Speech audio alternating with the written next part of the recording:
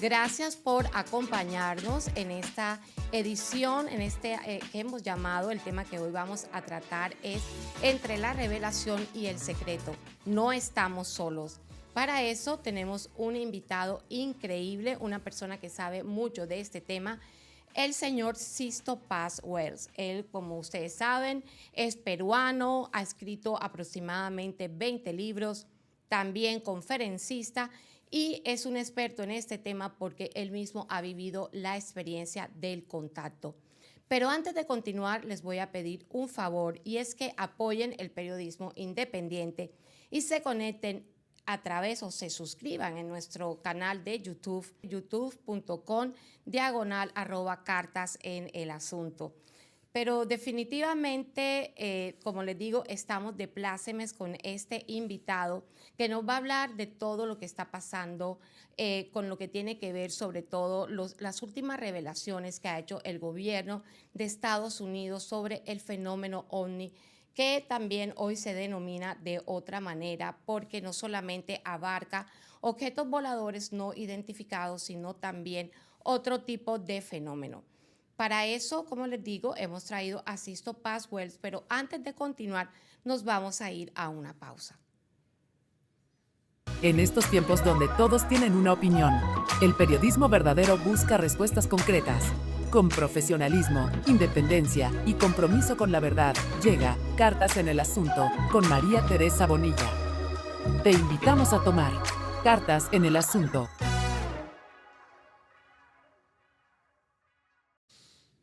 Bueno, y regresamos aquí con nuestro invitado, que como les digo, él mismo ha hecho la experiencia o ha tenido la experiencia de contacto, pero la experiencia que Sixto ha tenido es muy diferente. No es una experiencia de miedo, no es esa experiencia que a veces escuchamos tanto en el cine y en la televisión.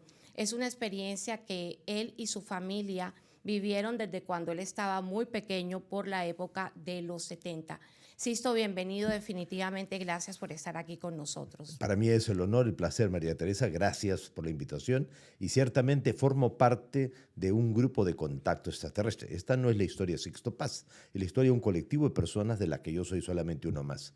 Mi padre ya investigaba los ovnis como un hobby en los años 70. O sea, él había empezado en el año 55 con un instituto de investigación de los ovnis. Él era asesor científico de la Fuerza Aérea y a él le apasionaba el tema ovni. Entonces, en ese ambiente familiar, mis hermanos y yo nacimos y crecimos. Él nos enseñó a pensar, no a creer que esto fuera posible. Que en un universo tan grande, lo raro no es de que pueda haber vida fuera de la Tierra, lo raro sería que no lo hubiese. Así es. Ahora, en el año 73, tenía 17 años, mi padre, pues, organiza una serie de conferencias sobre exobiología, sobre vida extraterrestre. Lo invitan también de varias instituciones, entre ellos una agrupación yoga. Entonces fui acompañándolo y me encontré con un grupo de personas que se dedicaban a temas espirituales sin hacer de eso una religión.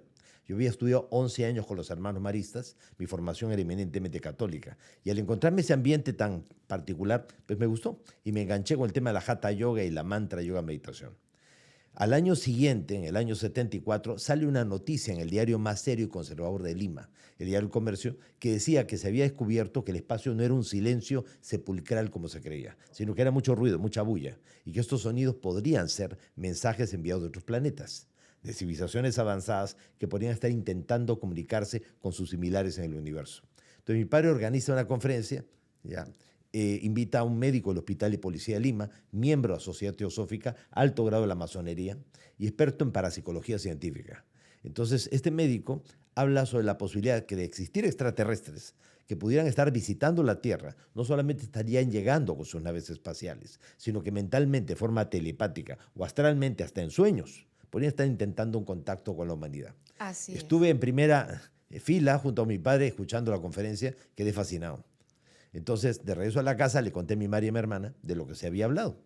Y se nos ocurrió, como jugando, poner en práctica lo aprendido en la yoga. Esos 4 pasos de respirar, relajarse, concentrarse y meditar. Y la noche del 22 de enero del año 74 recibimos un supuesto primer mensaje extraterrestre, una psicografía, o sea, la escritura automática, la necesidad compulsiva de poner por escrito lo que estás captando en tu mente.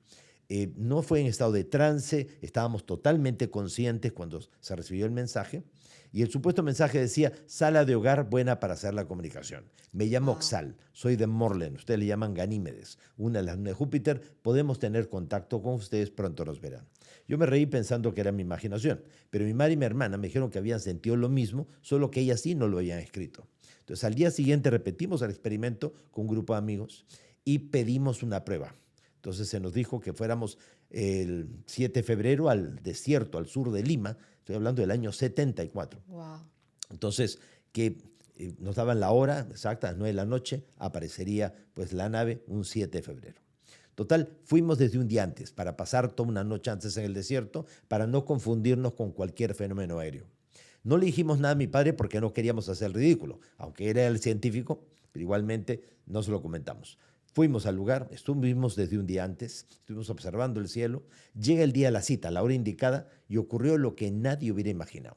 Detrás de los cerros se iluminó la noche como si fuera de día. Wow. Y todos hemos visto salir una luz que se desplazó sobre las crestas de las montañas y quedó estable en el horizonte.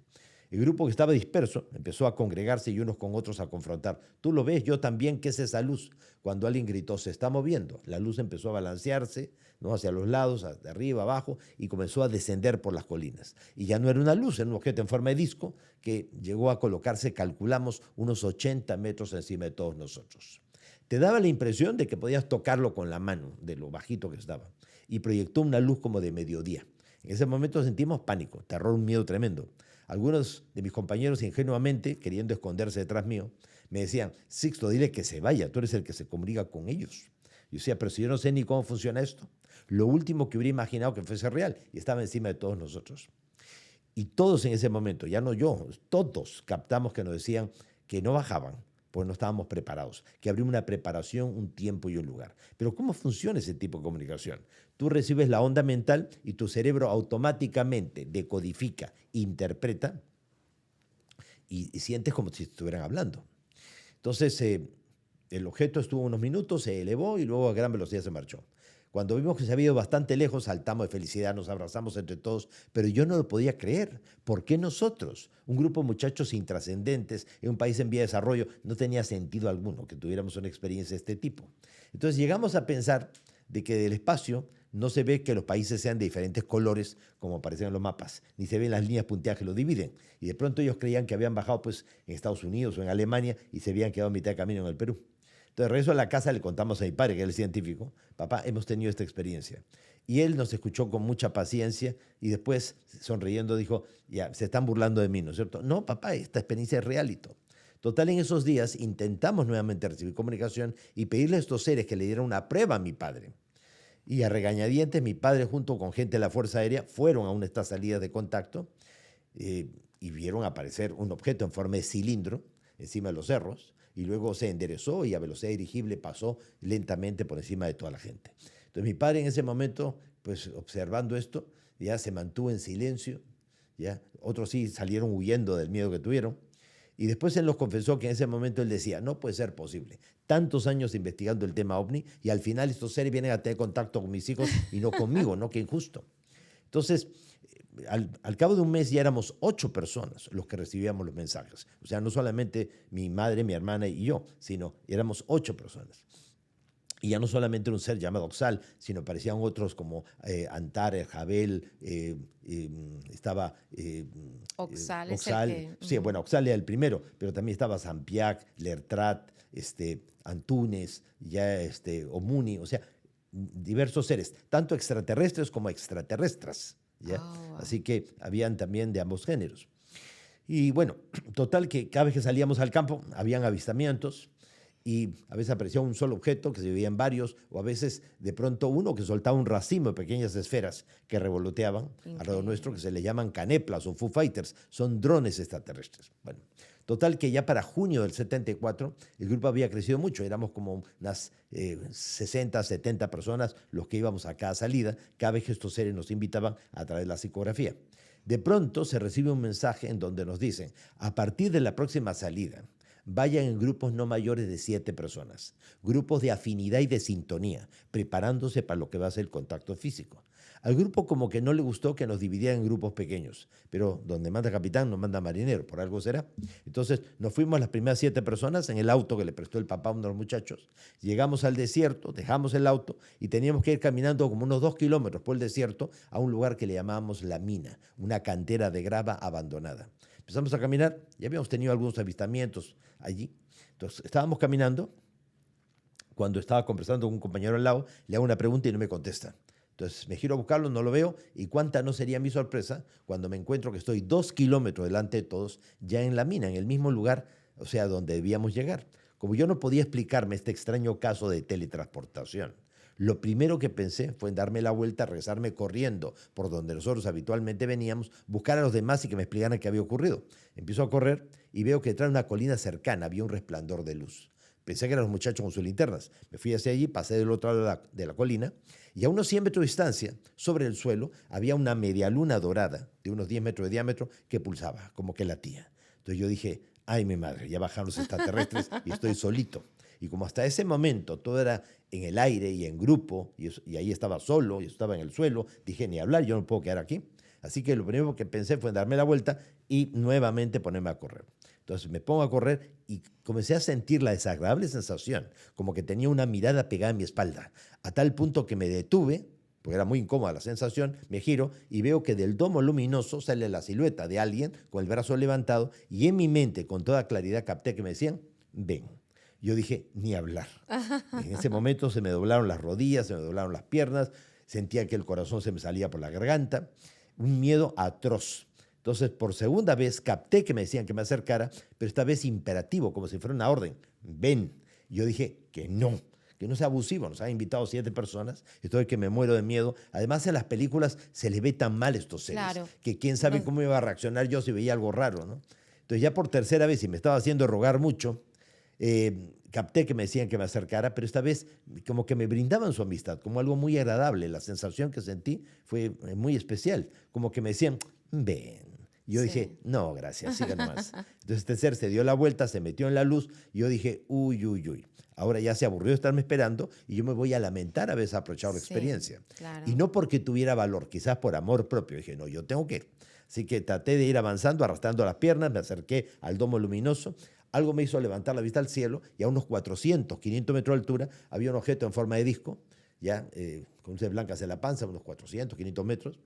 Entonces yo dije, son 2 naves, una que está en el aire y otra que tengo delante mío.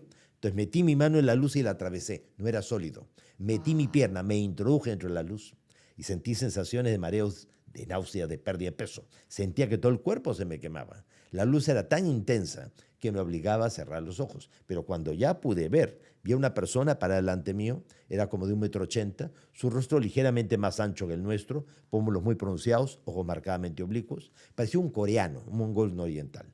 Y poco pelo, pero lacio oscuro, que le caía detrás de los hombros, ¿no? Entonces, lo veía y él hacía gestos y la comunicación fue mental.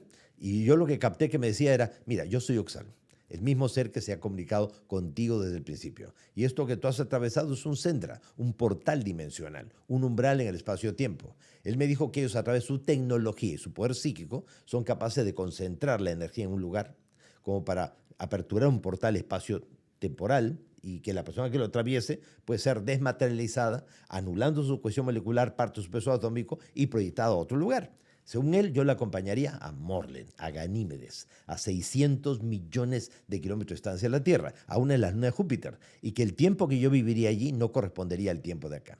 Yo en ese momento no estaba para creerle o no, pues si él lo dice, vamos a ver qué pasa. A los pocos pasos a través de la luz hemos salido a un lugar distinto a lo que era el desierto al sur de Lima. Al fondo un valle entre montañas se podían ver grandes cúpulas, de manera grandes domos o iglos, y ocupando unas 15, 18 veces el horizonte en relación a lo que nosotros veríamos al Sol, o sea, 15, 18 veces más grande el planeta Júpiter. Era alucinante, la visión era como de una película, y me resultaba difícil creer lo que estaba viviendo. Pero no era imaginación, no estaba soñando ni nada. Todo era una experiencia que la estaba viviendo intensamente. Entonces él me dijo, mira, esas estructuras que ves en forma de domos es la ciudad cristal. Nosotros tenemos una colonia de vida artificial en la luna de Júpiter, como algún día ustedes se instalarán en colonias en la luna. Entonces él me decía, mientras que íbamos caminando, que debajo del hielo a superficie de Ganímedes habían océanos tan grandes como los de la Tierra. Decir, hace 52 años atrás, que que Ganímedes tenía océanos tan grandes como la Tierra, era ridículo. ¿Por qué? Porque según los científicos, en el año 74, el único lugar con agua en el universo era la Tierra. Hubo que esperar hasta el año 2006 que la sonda Cassini llegó a las lunas de Saturno y descubrió que una de las más de 100 lunas que tiene Saturno, como es Encelado, tenía geysers que lanzaban agua vaporizada a 40 kilómetros de altitud. Entonces, el descubrimiento de agua es muy reciente. En el 2012 empezaron a descubrirse exoplanetas, algunos de los cuales tienen 100% agua. Nuestro planeta es 70-75% agua, pero planetas que son 100% agua. Entonces, bueno, antes de continuar, para poner en contexto a nuestra audiencia, y espero que sí se hayan conectado, Sixto nos ha narrado, yo creo que 2 o 3 capítulos de su libro El contacto extraterrestre. Sí, de forma resumida. Imagínense que ustedes en las últimas semanas se vengan leyendo un libro de su autor favorito, bueno, Gabriel García Márquez ya está fallecido, pero de cualquiera persona que a ustedes les encante, y de pronto esa persona se siente enfrente suyo y les narre este libro. Es maravilloso, Sixto, de verdad. Y empezar por aquí me encanta, y tengo muchas preguntas sobre ese relato. ¿Por qué piensas que ellos te dijeron que se reunieran en grupos de 7 personas para poder hacer el contacto, por ejemplo? Por afinidad y sintonía. Es que es más fácil conseguir la afinidad y la sintonía de grupo entre pocas personas que en grupos mucho más grandes. Y, o sea, mucha gente quiere tener experiencias, Sí. pero poca gente está dispuesta a comprometerse para prepararse para tener una experiencia. Y me imagino que también quizá el número 7 en la numerología, Bueno, para ellos debe los tener números es algo una de que... las formas más antiguas de Exactamente. transmisión de conocimiento simbólico. El número 7 es perfección. Entonces, de alguna manera, al marcar el número 7, estás diciendo, perfecciona la relación de grupo, perfecciona la preparación para predisponer el contacto. Cuando tienen el contacto en alguno de estos lugares como Sedona o en alguno de estos otros sitios donde se pueden hacer este tipo de contactos, ¿todavía tú te comunicas con Osal y con los otros seres desde que conociste al comienzo? O sea, realmente son ellos los que se comunican Ok. con nosotros y no nosotros Ok. con ellos. Y así como con nosotros, con mucha gente a nivel mundial. Y tú lo has dicho muy bien, o sea, lugares como Sedona, pues hay muchos lugares en el mundo. Al final no importa mucho el lugar, lo que depende es la preparación y la actitud de la persona o del grupo que de alguna manera está haciendo la salida pues, para predisponer un contacto. Pero ciertamente aquí en los Estados Unidos pues hay muchísimos lugares en donde se podrían dar experiencias de contacto. Así es. O sea, Sedona En pues, Shasta, es un por lugar... ejemplo, claro, todos los años vamos a Monte Shasta Sí. y hemos llegado a tener experiencias muy, muy intensas allí con grupos Sí. pequeños y con grupos muy grandes. Ahora, para estos seres, en algún momento, cuando se ha hecho la contactación, han tenido conversaciones, por ejemplo, para ellos existe el concepto de la muerte. Naturalmente que sí.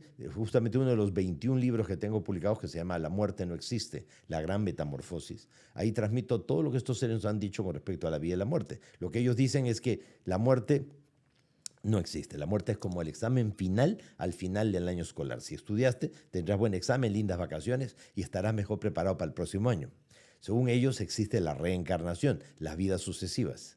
De tal manera que así como nosotros no enviamos a nuestros hijos un año a la escuela, sino año tras año para afianzar lo que han aprendido y para que aprendan cosas nuevas, Dios en su infinita misericordia, sabiendo que el ser no llega a realizarse en una sola existencia física, le concede tantas vidas como sean necesarias para pasar al plano inmediatamente superior. Y es que 2 personas pues no nacen en igualdad de condiciones. Uno nace hombre y otro nace mujer. Sabemos que las oportunidades todavía no son las mismas para hombres que para mujeres. Uno nace pobre, otro nace rico. Uno nace sano, otro nace enfermo. Uno tiene todas las oportunidades en la vida, otro no tuvo ninguna. Uno tuvo una hermosa familia y otro o no la tuvo mejor que ni lo hubiera tenido. Entonces, si 2 personas no tienen iguales oportunidades, tendríamos que pensar que Dios es indiferente frente al dolor humano, no le importa si uno le va mejor o al otro va peor. Y si le interviene es injusto porque a unos le da oportunidades y a otros no. Pero la reencarnación lo que te demuestra es que todos tenemos que pasar por todas las experiencias humanas para ir creciendo en conciencia. En una vida serás hombre, en otra mujer, en una pobre, en otra rico, en una sano, en otra enfermo. ¿Para qué? Para que aprendamos a ser solidarios y compasivos unos con otros. Básicamente ponernos en los zapatos de otras Así personas. es, Por así eso es que yo también pienso que es así como tú dices, definitivamente.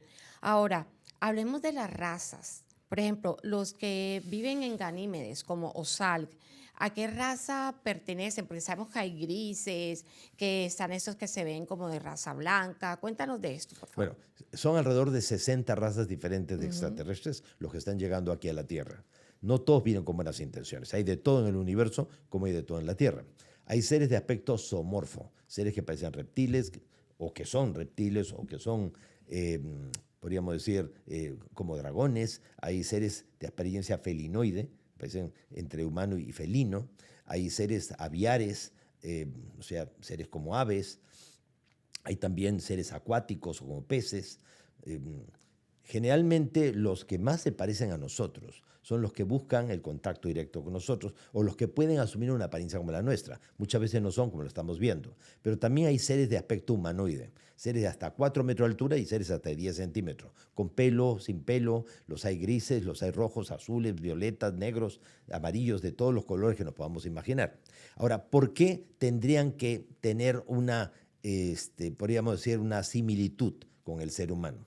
Y dicho sea paso, no es que ellos se parezcan a nosotros parecemos a ellos. Entre el año 2010 y el 2011, el Instituto Goddard de la NASA, analizando 10 meteoritos que han impactado tanto en la Antártida como en Siberia, encontraron en estos meteoritos los aminoácidos básicos para la vida. O sea que los ladrillos que estructuran la vida del ADN pues vienen del espacio exterior. Eso se llama la panspermia. Entonces, en el año 2014 también, pues los científicos alemanes enviaron la misión Rosetta. Y la misión Rosetta llevaba una sonda, la sonda Philae, que persiguió al cometa 67P, aterrizó en el núcleo del cometa para descubrir que todo el núcleo del cometa era una masa de moléculas orgánicas. O sea que el ADN, o sea, la estructura de la vida está flotando en el espacio y los meteoritos y los cometas arrastran esas moléculas orgánicas y bombardean los mundos cual si fueran espermatozoides cósmicos. Por eso no es extraño que la vida tenga patrones similares, porque es el mismo ADN que está repartiendo por el universo, solamente que las mutaciones, transformaciones, variaciones, hace de que haya una mayor diversidad, pero igualmente siempre hay patrones que se repiten. Sí. Ahora, de la época de cuando comenzó a gestar todo esto, por allá en el año 74, cuando ustedes tuvieron estos contactos, a lo que está pasando hoy como un despertar, ¿no?, de la humanidad. No recuerdo que tuviéramos tanta curiosidad en los 80, en los 90. Siento que hoy en día los seres humanos tenemos más curiosidad por todo lo que está pasando en el universo. ¿Por qué? ¿Qué comparación podemos hacer y por qué piensas tú que se está dando nuevamente este despertar? Dice, pedid y se os dará, llamad y se os abrirá. Diríamos que en este momento la humanidad tiene mayor curiosidad, tiene mayores elementos de juicio, tiene mayor necesidad de saber y por eso no tiene temor de cuestionar a los estamentos de la sociedad, a las estructuras, al sistema. Y por eso exige realmente respuestas. Y gracias a eso, pues vemos casos puntuales, ¿no?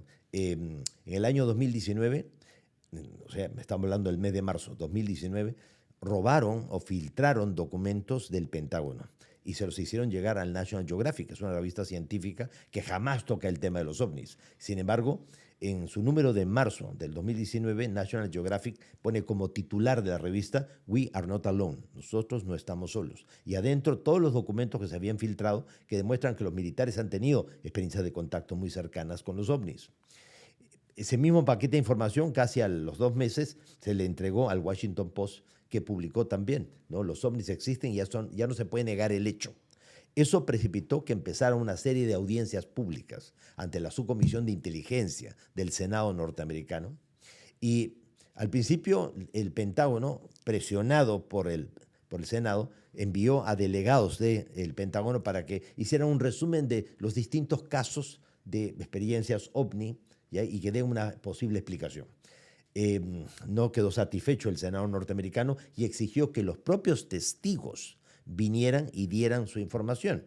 Entonces, entre los testigos estaba justamente Ryan Graves, piloto militar norteamericano, quien él estaba en su avión, pues junto con otros escuadrilla, y se les cruza delante de ellos un cubo volador. O sea, lo más antiaerodinámico que te puedas imaginar. ¿Cómo haces que vuele un cubo? Es una esfera o puede ser un cilindro, pero un cubo, bueno. Total que esto también te demuestra que mucho del fenómeno OVNI se relaciona con nuestras religiones. ¿Por qué? Porque en el Islam se dice de que, bueno, hay una mezquita, que es la mezquita de la Meca, donde está el santuario de la Kaaba. O sea, es una capilla dentro de un patio inmenso, una capilla negra, que tiene adosado en una esquina un meteorito. Según la tradición islámica, el arcángel Gabriel le entregó a Ibrahim, o sea, a Abraham, esa piedra, que originalmente era blanca, pero los pecados del mundo la hicieron negra. Y en el cielo hay otro cubo volador, ya que está cuidando el santuario de la piedra de la Kaaba. ¿Y qué fue lo que vio pues, a Ryan Graves? Un cubo volador. Y también hay una pintura, creo que, no sé, de la época renacentista, por allá más o menos como de 1700, donde creo que es la figura de la Virgen María y está también este objeto, que yo creo que también de ahí es que ahora les están nombrando Unidentified Phenomenon Aerial, porque ya, como te digo, no es la estructura normal de platillo o de figura en forma de cigarro que teníamos en nuestra época, sino que ahora han aparecido otro tipo, o ahora nos estamos dando cuenta también. Claro, al final de la Edad Media, probablemente a inicios del Renacimiento, nos encontramos, por ejemplo, con evidencias gráficas, como tú mencionaste. Sí. Por ejemplo, hay un grabado en la ciudad alemana de Nuremberg. Ajá. El 14 de abril de 1561, la gente a plena luz del día observó en el cielo la aparición de cantidad de objetos en forma de cilindros, discos, medias lunas, cruces. De los cilindros salía mayor cantidad de discos y como que luchaban en el aire. Algunos estallaban en el cielo y otros se estrellaban contra la tierra. La gente creyó ver en ello las señales del fin del mundo. Al cabo de una hora apareció un gran objeto en forma de punta de lanza, muy similar al objeto que apareció aquí sobre Phoenix, Arizona, pues hace unos años atrás. Era un objeto pues, como de 4 kilómetros de largo y hizo que los demás objetos se reagruparan y se marcharan en distintas direcciones, dando por finalizada esta guerra de galaxias. O sea que la Tierra en el pasado ha sido escenario realmente de conflagraciones cósmicas entre estas civilizaciones también que nos visitan. Y esto no es nuevo, esto está, Así es. Cada civilización ha dejado una huella de este contacto y de que incluso se dice que muchas de ellas, las más desarrolladas, han dado estos saltos precisamente en su desarrollo tecnológico porque han sido visitados por seres de otras latitudes del universo. O sea, bueno, realmente el sentido común, ¿no? Y la lógica también nos dice que todas las grandes realizaciones de una civilización nunca se consiguen ni al principio ni al final, sino en el momento de mayor esplendor, de mayor desarrollo. El mayor desarrollo de la civilización egipcia fue entre la 18 y 19 dinastía del Imperio Nuevo, en la época de los Tutmosis, de los Amenófis, de Ramsés, de Seti. Sin embargo, en esa época no hay nada que se asemeje a las pirámides. Las pirámides son de la tercera y cuarta dinastía del Imperio Antiguo, cuando Egipto recién salía del Neolítico. O sea, no puede ser que en la fase más primitiva y básica consigas desarrollar una tecnología y una matemática tan espectacular y después, mucho tiempo después, cuando estás en momento de mayor esplendor, pues no seas capaz de hacer nada que se le asemeje. Entonces ahí de pronto ya hay cosas que no encajan. Así es. Ahora, Sisto, vamos a hablar un poco de lo que está pasando en la actualidad, precisamente echando un poquito para atrás en nuestra conversación, de esta desclasificación que ha hecho el gobierno de los Estados Unidos. Primero porque siento de que cuando dicen el gobierno de Estados Unidos desclasificó imágenes de estos objetos o fenómenos aéreos, el mundo entero le pone atención. Cuando hemos visto que en nuestros países latinoamericanos también han habido experiencias que quizás hasta son normales, nadie les pone mucha atención. ¿Y por qué le ponen tanta atención a la desclasificación o supuesta desclasificación que ha hecho Estados Unidos del fenómeno. Bueno, hace unos años atrás se le hizo un juicio al gobierno norteamericano para que liberara información considerada clasificada y tuvo que liberar información. Pero lo interesante es que el primer documento que liberó la Fuerza Aérea de los Estados Unidos era un documento de Perú, de la Fuerza Aérea del Perú. Es el caso de 1980 del comandante Santa María. Resulta ser de que en una base militar en el Perú, cerca a la frontera con Chile, en Arequipa, pues la base aérea de La Joya, había un desfile, había una celebración dentro de esta base y a plena luz del día se observa la presencia de un ovni sobre la cabecera de la pista, ¿no?, del aeropuerto de la base. Entonces le dijeron al comandante Santa María, que en aquel entonces solo era un capitán, mire, vaya, tome un avión que esté artillado, o sea, que esté armado, y derribe ese objeto que está en el cielo, que de pronto es de los vecinos, o sea, de los otros países, ya que nos están espiando. Entonces él sube en un avión Sukhoi de última generación, que tenía obuses de fragmentación, tenía metralla y todo. Se eleva, se coloca encima del ovni y se da cuenta que es el típico disco volador que tiene una cupulita como si fuera un dibujo animado, como los dibujos que hacen los niños. Y bueno, él tenía la orden de abatirlo, así que le disparó con todo lo que tenía. Los obuses de fragmentación que se rompen, rodean y estallan, y nada. O sea, el objeto seguía ahí como si no le hubieras tirado nada. Entonces, ya al cabo de un rato, el objeto no tomó una actitud beligerante de revancha, no entró en el plan también de agredir, sino simplemente se aburrió y se marchó.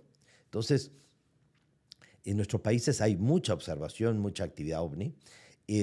Hay a veces en algunos países, como en el Uruguay, como en Chile, pues comisiones de investigación del fenómeno ovni. En Perú también ya la hay hace unos años. Y pues recopilan muchísimos datos, pero siempre hay una presión por parte de las grandes potencias sobre nuestros países para que todo lo que ellos van archivando y todo se lo van a conocer a ellos primero antes que a nadie. Okay. Entonces, el hecho de que el 16 de febrero de este año, 2026, Tim Cohen, que es un periodista que tiene un podcast muy visitado, pues entrevistó al expresidente Barack Obama. Y le hizo una serie de preguntas sobre temas diversos, sobre la política, sobre su familia, sobre las cosas que a él le gustan. Y estaban ahí en una animada conversación cuando de pronto este periodista le hace un cambio, un giro de 180 grados con respecto a los temas que estaban tocando y le hace una pregunta fuera de contexto que lo sorprendió al expresidente. Le preguntó al expresidente Barack Obama, ¿existen los extraterrestres? Y sorprendido, se rió y le contestó, pues, el expresidente Barack Obama, claro que existen, solo que yo no los he visto. Y en el Área 51, en Groom Lake, Nevada, no hay nada que tenga que ver con los extraterrestres, a menos que haya una conspiración tan grande, ya que hasta el propio presidente lo mantiene ignorante de lo que hay allí. Y ahí quedó el comentario. Sin embargo, el presidente en ejercicio, el señor Donald Trump, pues declaró que Barack Obama había cometido una infidencia, había revelado secretos de Estado, y eso era un delito. Entonces los periodistas que asistieron a la rueda de prensa que él improvisó en el Air Force One, o sea, el avión del presidente, lo escucharon a él decir de que realmente pues nunca debió haberlo hecho, que no debió hablar de estas cosas. Entonces le preguntaron, entonces usted está confirmando que existen los extraterrestres, que en el Área 51 sí hay cosas que tienen que ver con los ovnis. Bueno, yo no puedo decir si eso existe o no.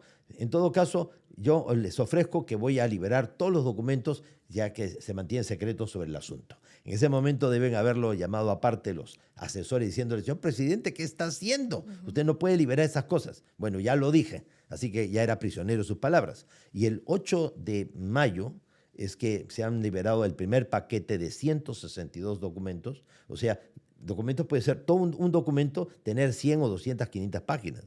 Entonces, fueron 162 documentos, entre documentos, videos y audios. Porque hay incluso también transcripciones de los diálogos de los astronautas desde el Apolo 11 hasta el Apolo 17, en donde se dice, por ejemplo, están ahí en el fondo del cráter, igual que ayer. ¿Ya? Vamos a acercar las cámaras. Así es. Y lo que pasa es que también yo pienso, Sixto, que a la gente obviamente le importa mucho este tipo, no sé, de esto que se está liberando, esta información que se está liberando, estos archivos que se están mostrando. Pero, ¿quién tripula las naves? Naturalmente. Es lo que yo pienso que más importa y eso ha estado ahí afuera todo el tiempo y aterrizando este tema de alguna manera aquí en Arizona.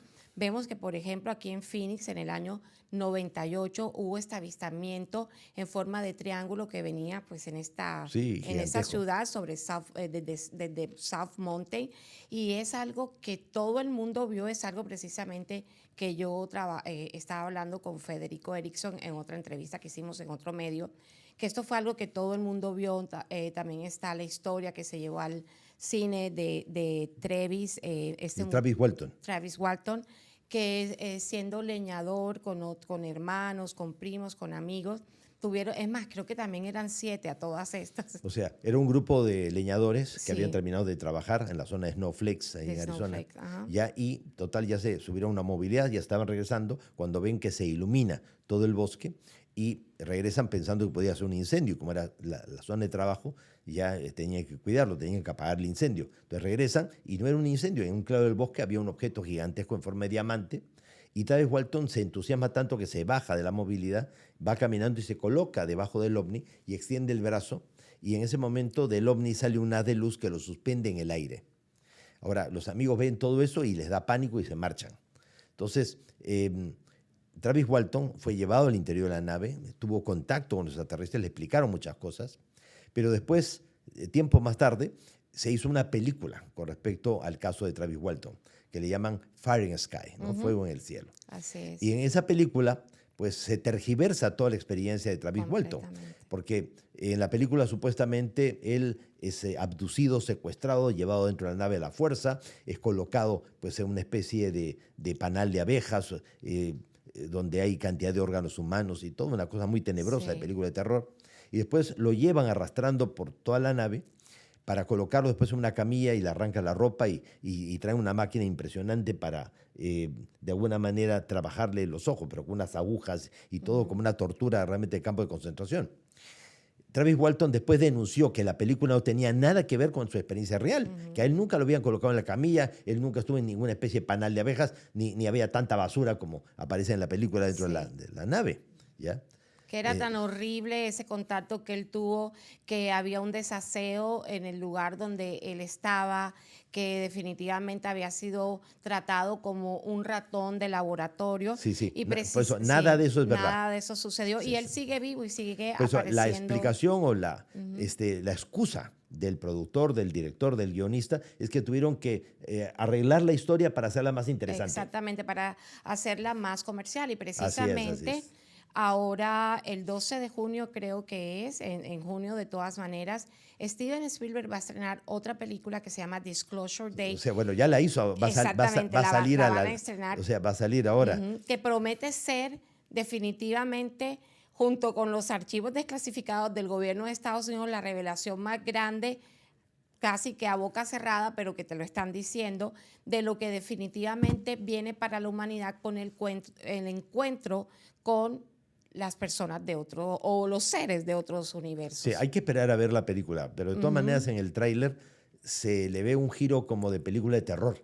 Y eso sí, Sí. verdaderamente sería lamentable, ya que se haya orientado la película de esa forma. Pero, como digo, para no juzgar antes de tiempo, hay que esperar a ver la película. Sisto, como hay tantas razas, has dicho que aproximadamente 60, si unas son bélicas, otras O sea, hay vienen- millones, pero de las que están de llegando a las la Tierra es como conocidas. 60. Exactamente. ¿Por qué hay ese temor siempre con el encuentro? Obviamente es algo desconocido, por eso va a haber el temor. Pero ¿por qué no se da masivamente? ¿Por qué no está? ¿Ellos consideran que nosotros no estamos preparados? Bueno, ciertamente con todo el lavado cerebral que hemos venido recibiendo, de que estos seres vienen a invadirnos, de que realmente la llegada de estos seres puede acompañar el fin del mundo y todo, hay una suerte de aprensión, de rechazo, de temor de parte de la gente. Pero yo pienso que la gente ya está preparada realmente para enfrentar todo esto. Y más bien los que no están preparados son los gobiernos, los militares, que ven de alguna manera que su poder va a ser cuestionado, ¿no? O sea, el control que ellos tienen terminaría siendo controlado. Entonces, estamos acercándonos realmente a ese contacto definitivo, a esa manifestación abierta de parte de estos seres. Y de alguna manera tenemos que contribuir a crear la ambientación para que la gente se dé cuenta, primero, que no vienen con malas intenciones, porque si no, hace tiempo que nos hubieran hecho puré. O sea, hace poco tiempo nomás que estábamos disparándonos con mosquetes, peleando con espadas. ¿Por qué en ese momento no aprovecharon para conquistarnos o invadirnos? Bueno, pues para los que se estén conectando, porque quizás alguien apenas se está conectando, tenemos como invitado aquí en Cartas en el Asunto al señor Sixto Pascual, que nos está hablando de todo lo que tiene que ver con el fenómeno OVNI, que bueno, algunas personas ahora lo llaman de otra manera, y de cómo han sido esos contactos que seres del universo han tenido con el grupo Rama, del cual ahora vamos a comenzar a hablar un poquito también o más extensamente de esa formación que se dio después de los años 70 y que ha crecido alrededor del mundo. Aquí en Phoenix también, donde estamos ahora mismo, tenemos Grupo Rama. Tengo el honor de pertenecer por lo menos a su WhatsApp.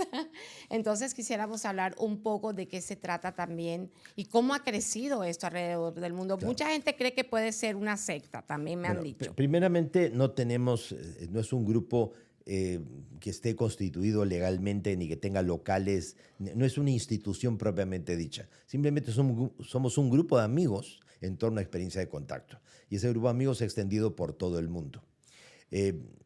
En 1990, el Grupo Rama se disolvió como organización, pues se había repartido por muchos países del mundo, más de 64 países, porque había gente que ya lo estaba tergiversando, había gente que se había infiltrado y para aprovecharse del prestigio del nombre y todo, se autotitulaban, pero hacían barbaridades. Entonces, se disuelve la organización, pero seguimos como grupo de amigos en torno a la experiencia del contacto. Sí. Ahora, todas las personas que inicialmente formamos parte de las experiencias de contacto, formamos ese grupo. Y después todos los que se han venido incorporando a continuación. Y un grupo de contacto lo que pretende es predisponerse, sensibilizarse al máximo para tratar de crear las condiciones para tener un contacto con seres de otros mundos. O sea, tenerlo depende más de ellos que de nosotros. Mantenerlo sí depende de nosotros. Requiere de tu preparación, requiere de que estés totalmente consciente de lo que estás haciendo. Ahora, Sixto, ¿has sido alguna vez vigilado o presionado por autoridades de alguna parte? Como que si te acercas a ciertos sitios, si estás investigando, ¿te has sentido alguna vez amenazado? Sí, pero la única forma para que realmente no te hagan nada es seguir haciendo lo que tienes que hacer, porque no les conviene tener un héroe ya sobre sus espaldas. El problema es que hoy, con esto del desarrollo de la inteligencia artificial, tú puedes inventarle, puedes poner la imagen y clonar la voz de alguien diciendo tonterías en las redes sociales y hasta que se demuestre que eso fue falso. Ya pasó cuando lo del Tracy Atlas, hicieron un video con Michio Kaku, este científico norteamericano de padres japoneses, con su voz y con su imagen, aunque habían problemas de la sincronización de su boca o de su voz ya con el movimiento de sus labios, porque era un fraude. Y ahí aparecía que Michio Kaku advertía de que la llegada del Tracy Atlas era el fin del mundo, el apocalipsis y todo. Y él después tuvo que aparecer en todas sus redes sociales diciendo, por favor, yo no tengo nada que ver con eso, es un fraude. Así es. Entonces, por eso te digo, hoy por hoy es mucho más fácil que nunca crucificar a alguien. Así es. Inventándole cosas. No, y también las personas tenemos que tener cuidado con lo que consumimos a través de las redes sociales, porque también sabemos que muchas personas lo que quieren hacer quizás es dinero o transformar la noticia que se da ahí en ese momento. Todo lo que es comercial también lo quieren pues como que transmitir como si algo fuera real, y por eso debemos tener mucho cuidado en lo que consumimos y escuchar. A mí lo que me gusta de tu relato es que siempre es conciso, siempre es el mismo. Y siempre se nos ha dicho que cuando una persona miles de veces dice siempre lo mismo, es porque es la verdad. Claro, hay gente que te dice, no, este señor es un charlatán porque siempre repite lo mismo. El problema sería que cambiara el relato. Aparte, le hemos ido añadiendo experiencias nuevas que han venido dándose durante el paso de los años, pero no puedo contradecir todo lo que originalmente se dijo. ¿Por qué? Porque esas experiencias no las viví solos, las viví acompañado de otra gente que también fue testigo del fenómeno y que si realmente lo variara diría, oye, Sixto, esa parte no fue así. ¿Ya? Y a lo largo de todos estos años no ha habido gente que haya contradecido todas las experiencias tal como se han venido transmitiendo. Hay muchas personas, y yo creo que ya eso lo hemos hablado un poco, de que relacionan lo que es la religión con lo que es, los extraterrestres, no con los seres que vienen de otras partes del universo. Así es. Muchas personas dicen que son ángeles, los comparan precisamente con estas deidades. ¿Cuál es la relación que muchas personas encuentran entre lo que se dice en la Biblia, la religión, y lo que vemos también en el cielo? Bueno, en 1999, Monseñor Corrado Balducci, teólogo del Vaticano, cardenal de la Iglesia Católica y amigo personal del Papa Juan Pablo II, apareció en la RAI, la radio y televisión italiana, declarando que la posición actual de la Iglesia Católica frente al tema ovni es aceptar la posibilidad que en un universo tan grande no estemos solos y que los ángeles del pasado podrían ser los extraterrestres de hoy. Eso lo dijo un cardenal. Sí. Hay un Eso, papa que dice que se le apareció. bueno, se habla de que Juan XXIII, Juan el Papa Bueno, 23. ya habría tenido algún tipo de contacto. Pero el 13 de mayo, o sea, una fecha muy sensible para la Iglesia Católica porque recuerda la aparición de la Virgen de Fátima, 13 de mayo del año 2008, José Gabriel Funes, la máxima autoridad astronómica del Vaticano, o sea, el astrónomo del Papa, a cargo del Observatorio de Castel Gandolfo en Roma, o sea, sacerdote, pero científico. Entonces, José Gabriel Funes declaró al diario Observatorio Romano, que es el medio oficial del Vaticano, que el Vaticano acepta la vida extraterrestre y que es tan lícito para un católico creer en Dios como creer en los extraterrestres. Digo, wow, ¿no? ¿Cómo cambian los tiempos? Sí, dijeron que todos éramos hijos de Dios y que no veníamos en las mismas formas. Claro que sí. Entonces, tenemos una pregunta de la audiencia. Hay alguien que nos está diciendo, que se llama Carol, que en su libro indica que fuimos creados por entidades intermedias. No sé exactamente qué libro. ¿Se sabe los nombres o quiénes son esas entidades intermedias? Bueno, primeramente, nosotros vivimos en un universo material de 7 dimensiones y tenemos 7 cuerpos para actuar en las 7 dimensiones del universo material. Tenemos un cuerpo físico en su material, tenemos un cuerpo astral, que es el cuerpo, las emociones y los deseos, que está unido al cuerpo físico a través de un cordón umbilical de energía que se conoce como el cordón de plata y que se quiebra cuando una persona muere. Hay un tercer vehículo que es el ego inferior, el carácter y la personalidad, que cuando tú te mueres se muere tu cuerpo físico y al cabo de 3 días, lo normal, se muere el cuerpo astral, cuerpo de emociones y deseos, y se muere el mental inferior. El carácter y la personalidad mueren contigo. El cuarto vehículo es el mental superior, cuerpo de las facultades psíquicas, tu percepción extrasensorial.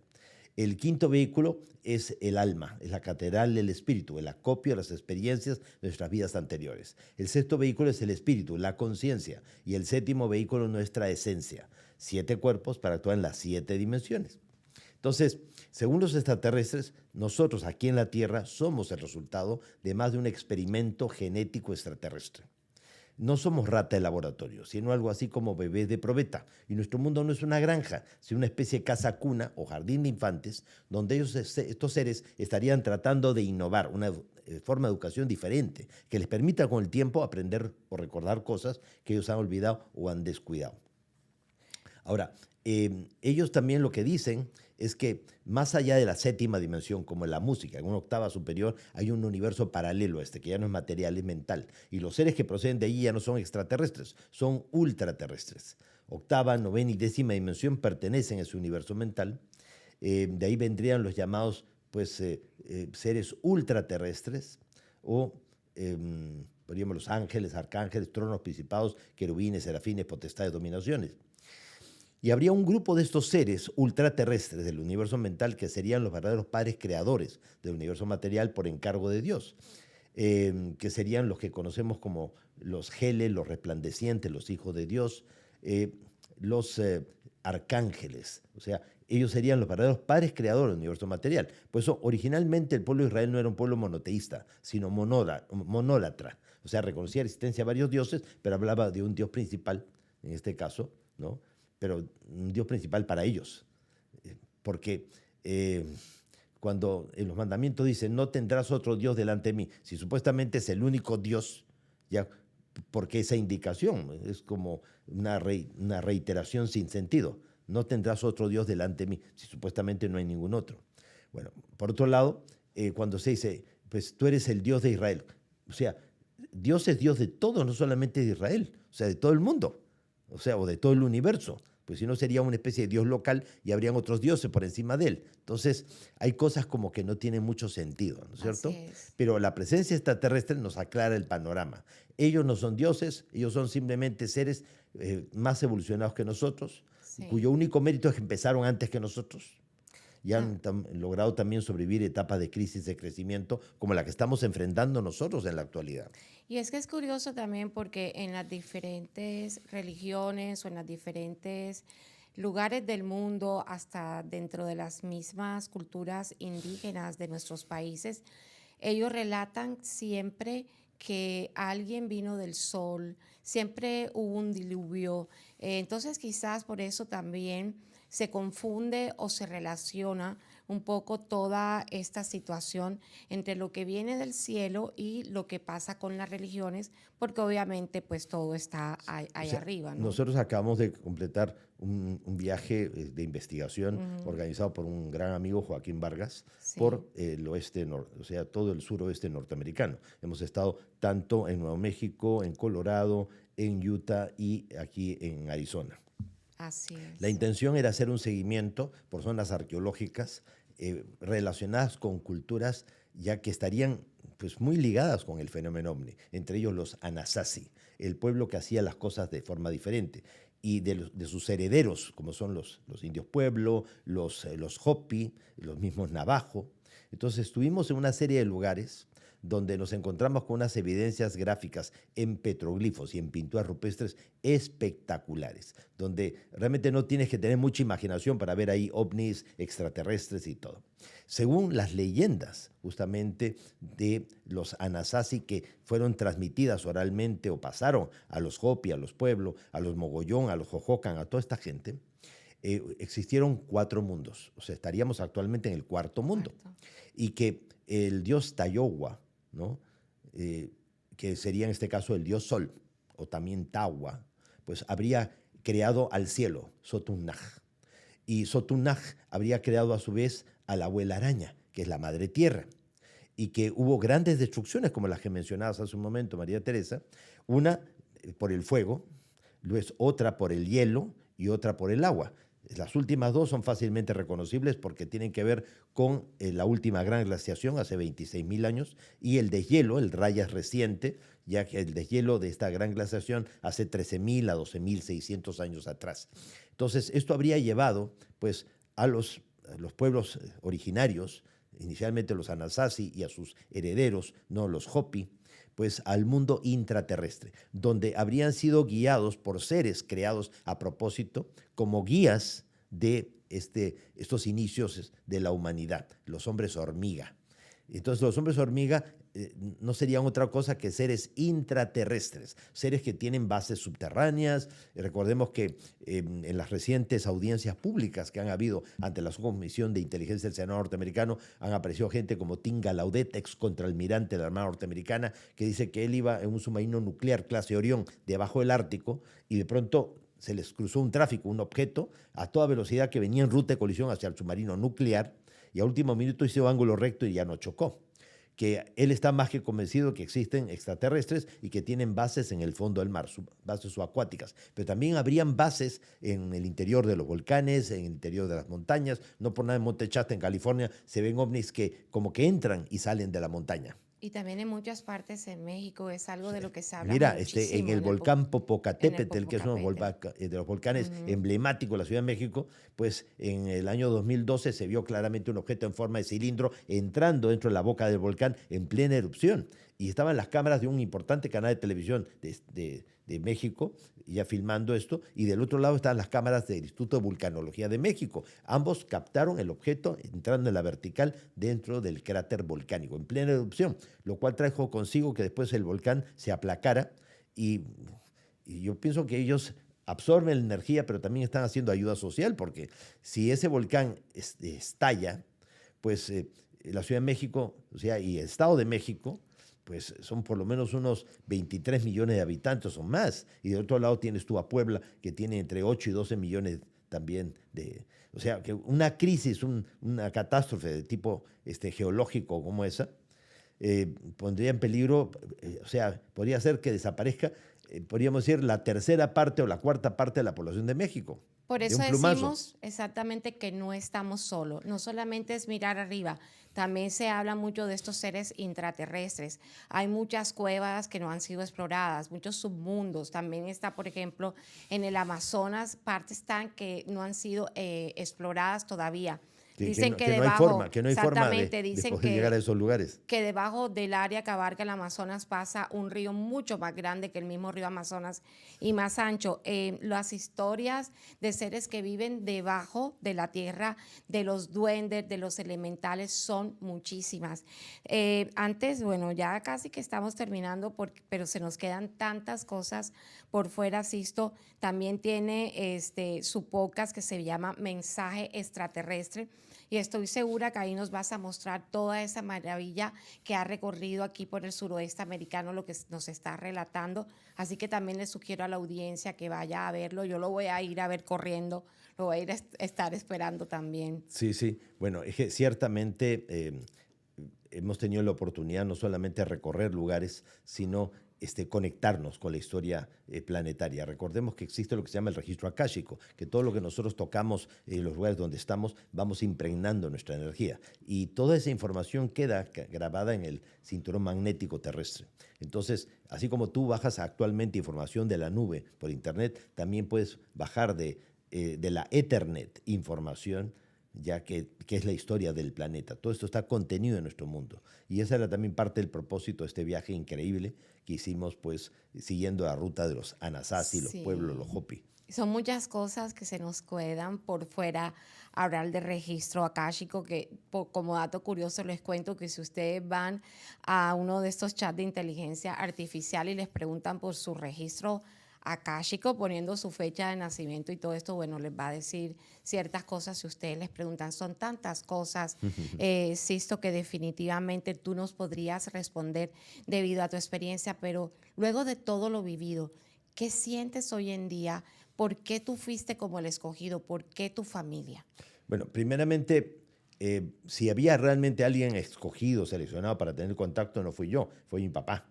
Aunque mi papá no recibió los mensajes, él predispuso, creó las condiciones para que nosotros intentáramos recibir comunicación. Entonces, si alguien estaba no manipulando, dirigiendo, guiando, ya eran estos seres detrás de mi padre, que creó, o sea, abrió el camino para que todos los demás realmente diéramos siempre un paso más adelante. Así que, y mi padre pues hablaba abiertamente este tema, o sea, que a él no le importaba que se burlaran o no. Entonces, eso era muy, muy importante, pues en una época en que la gente tenía mucho reparo a tu imagen pública, ¿no? A que te desprestigiaras, no que ahora, pues, la gente cuanto más se desprestigia, más famosa se hace, ¿ya? Entonces, pero en aquel entonces no. Y mi padre realmente no le importaba el ridículo, o sea, que lo subestimaran y todo, ya porque él consideraba que de cara al futuro todo esto quedaría más que demostrado. Y todo lo que está pasando ahora con la liberación de información, con las audiencias públicas, con lo que ha dado a conocer el presidente Trump, ya es simplemente la reivindicación de personas como mi padre, José Carlos Paz García Gorrochano, de gente como Fabio Serpa en la Argentina, Pedro Romaniuk, como Erich von Däniken, este gran investigador realmente suizo-alemán, o como Antonio Rivera, padre de la ufología española, o como, por ejemplo, don Pedro Ferri Santa Cruz, el padre de la ufología mexicana, que tenía un programa de televisión hace muchísimos años que se llamaba Un Mundo Nos Vigila. ¿Qué piensas que viene para la humanidad en los próximos 10 años con todo esto que estamos viviendo, con las guerras, con los encuentros, que definitivamente la tecnología también nos está aplastando? Pero nosotros como seres humanos, ya la gente no quiere tener hijos, por ejemplo, que era lo que conversábamos al principio. Sí, sí. ¿Qué viene para la humanidad? Sí, es curioso porque hace como 36 años atrás China tenía como 1.260 millones de habitantes y puso toda una política de control de la natalidad. La India tenía en ese entonces como 360 millones de habitantes. Pues hoy por hoy ya China sigue teniendo 1.260 millones de habitantes y ya los chinos no quieren tener hijos. Y quieren aprovechar para hacer turismo, prefieren tener un gatito o hasta un robotito de metal. Ya, mientras que la India tiene en este momento como 1.310 millones de individuos. ¿Ya? Así es. Entonces, de todas maneras, a mayor cultura, ya menos cantidad de hijos. Ya, porque ya no es los hijos que puedes mantener, sino que puedes encaminar, guiar, orientar, educar. Pero estamos en un momento difícil porque los jóvenes lo que no quieren es comprometerse. O sea, es no que quieren una comprometerse cosa, casándose, no quieren comprometerse teniendo niños, o sea, no es asumir, o sea, no quieren asumir responsabilidades. Sí. Y hemos venido a este mundo a tomar, o sea, asumir esa es nuestra responsabilidades. misión, poblar Sí. el mundo. Pero no es tanto poblar el mundo, sino ser responsable de cada cosa Sí. que haces o dejas de hacer. Claro. Entonces, el tener un hijo es una experiencia de crecimiento personal. Hasta que tú no lo has tenido, no sabes lo que te estabas perdiendo. O sea, la dimensión de crecimiento que supone. O Que sea, eso da. te ayuda a crecer, a ser mejor ser humano. Y es que una cosa es el control de la natalidad y otra cosa es que vaya de alguna manera a desaparecer la humanidad. Pero Sisto, pues lamentablemente el tiempo se nos acaba, nos tenemos que ir. Te damos muchísimas gracias por haber acercado, por haber venido aquí y darnos toda esta información tan valiosa y que espero que ustedes repitan y la puedan volver a escuchar de viva voz de Sisto Paz. Pues muchísimas gracias, María Teresa, a ti, a Jorge, gracias por la oportunidad que me brindaron de llegar a todos tus seguidores y decirles, por favor, no crean estos temas. Investiguen, reflexionen, busquen, porque el que busca encuentra. Así que de eso se trata, ¿no? Y estamos viviendo el momento, como decía al principio, más extraordinario de la historia humana, el momento de un desembalse de información. Esto es como una reacción en cadena. Es como si tuvieras tú una represa gigantesca con un volumen de agua alucinante y de pronto se agrieta la represa y entonces empieza a filtrar agua. Entonces esto no va para menos, va para más. En el momento que esto se rompa, el desastre va a ser terrible. Pero más que un desastre, realmente es que todo vuelve a su nivel, todo termina en su cauce. Entonces, hace tiempo que lo habíamos nosotros como frenado, tratando de ocultarlo, y realmente estamos en la llamada era de Acuario. Si antes había poca información, ahora hay demasiada información. Y es muy difícil saber que todo lo que circula por ahí es verdad. Circulan verdades, medias verdades y mentiras. Pues eso es tan importante que uno utilice no solamente el discernimiento, sino también la intuición para saber realmente ubicar la fuente correcta. Y siempre saber quién te está diciendo las cosas. Así o sea, no es. solamente porque suenen muy interesantes o alucinantes, tienes que creerlas. Analízalas, reflexionas. Así es. Usa tu propio criterio. La verdad nos hará libres. Con ese mensaje tan increíble de Sixto, nos despedimos y los esperamos en el próximo capítulo de Cartas en el Asunto. Muchas gracias. En estos tiempos donde todos tienen una opinión, el periodismo verdadero busca respuestas concretas. Con profesionalismo, independencia y compromiso con la verdad, llega Cartas en el Asunto con María Teresa Bonilla. Te invitamos a tomar Cartas en el Asunto.